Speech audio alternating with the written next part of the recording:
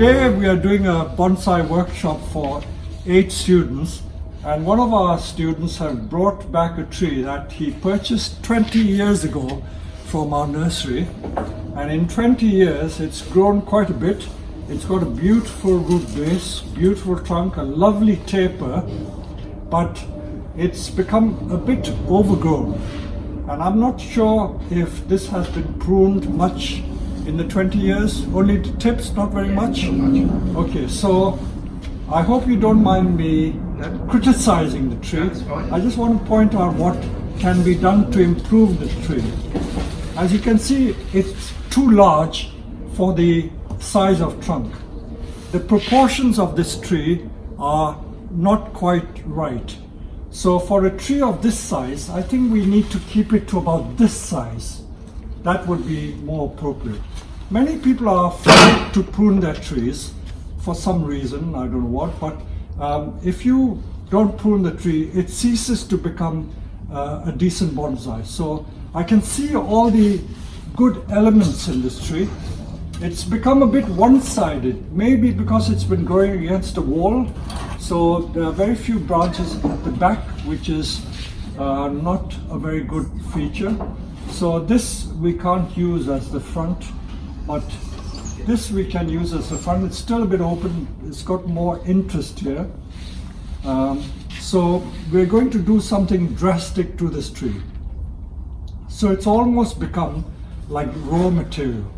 So to bring it back to good health, we're going to restructure the tree.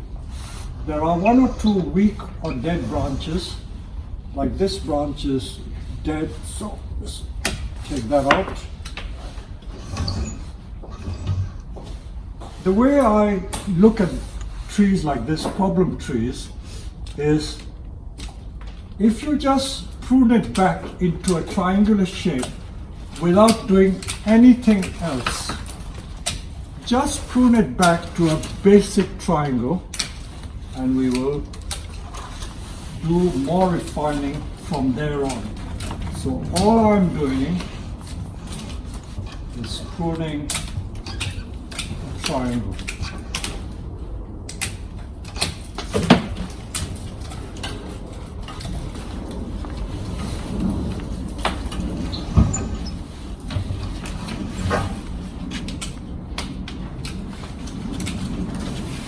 As you can see, just doing this has made a difference.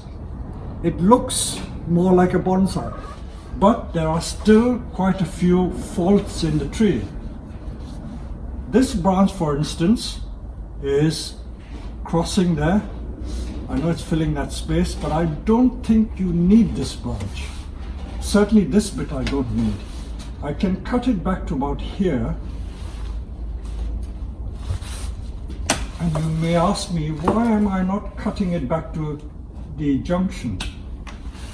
Well, if I cut it here, you may get another branch growing out from here, so that will fill the space. I will cut all these little ones off. So I've got a nice pad growing there. Now this branch is too thin, it's growing in the wrong place. This one is okay. Now here there are too many branches. This and this is a bar branch. I'll get rid of that one. This is fine. Now there's a problem here. This is causing me a bit of a dilemma. This is a problem branch, and it's a problem branch because it is too thick compared to the rest of the branches. So the proportions are not quite right. It spoils the overall effect of the tree because it stands out like a sore thumb. So I really should take it off. And if I take it off, I've still got these 2 branches to play with. So all is not lost. These 2 are there. So I think for the betterment of the tree, it will give it a better shape if I took this off.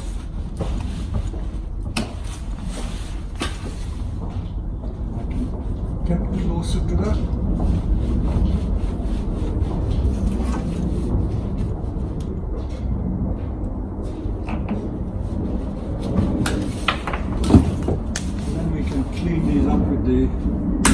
This is a hybrid cutter, not just a Wen cut, it's a hybrid cutter because it's got rounded edges there.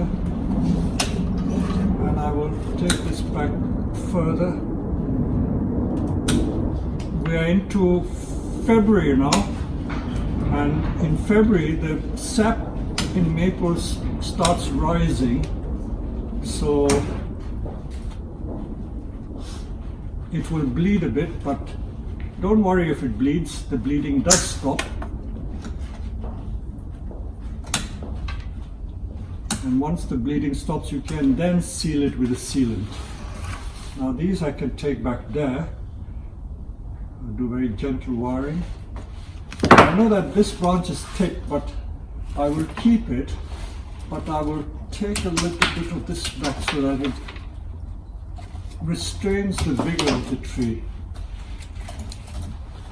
And there you are. That's all I need to do. Do you not think it's better now? It is. Okay, let's brought it back. Also, because it has been pruned for so long, I think I will look and see what the roots are doing on this tree.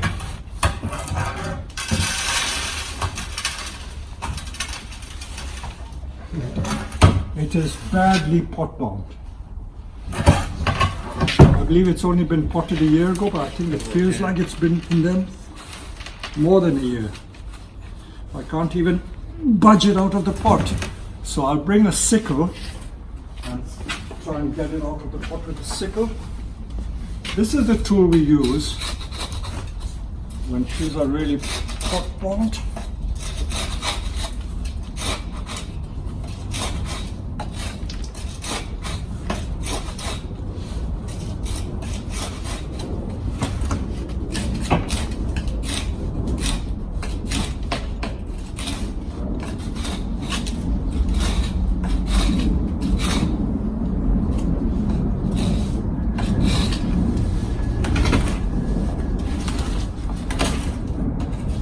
If you want a maple to grow vigorously, the deep pots certainly give it a lot of vigor. If you grow it in a very shallow pot, you will restrict the growth, but it can also weaken the tree.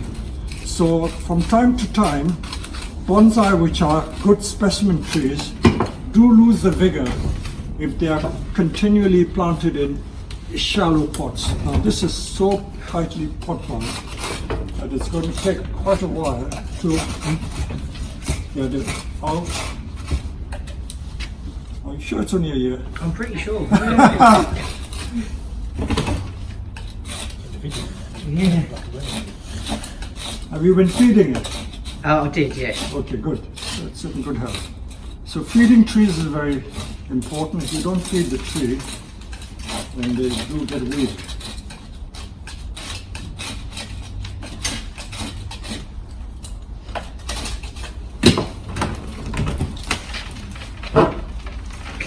Oh gosh! It is seriously pot bound. And I don't even have to look at the root. I know that it needs to be repotted. I think if you've left it for another year, it will probably crack the spot. It's a plastic pot, but a plastic pot can crack.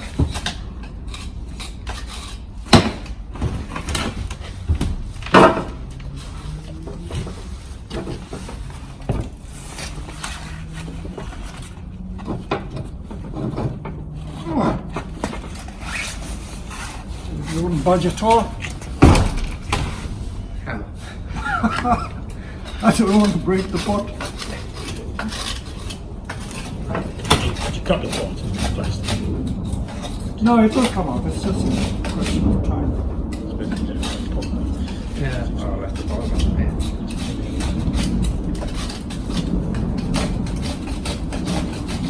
Which one's which?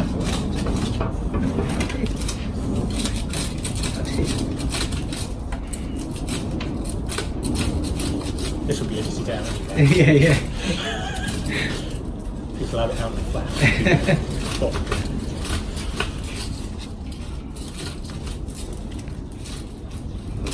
Remember, I didn't wire it through. Maybe that's... It's not tied in, is it? Well, that's what I'm wondering actually. Can't see No, it. maybe not. No, it's just that the roots have filled the pot.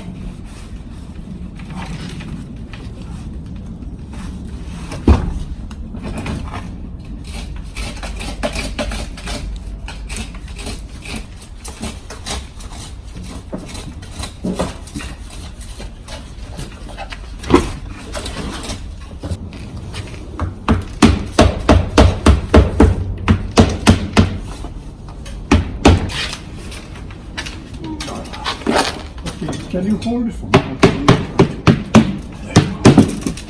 There you go. Look at it. That is seriously pot bound. That is seriously pot bound. So we're going to repot this tree. But I won't show you that as a video exercise, but I've just shown you the pruning. But this shows how healthy this tree, and I can guarantee you that within a year this tree will look completely different, and it will be restored to its former glory. Okay, thanks.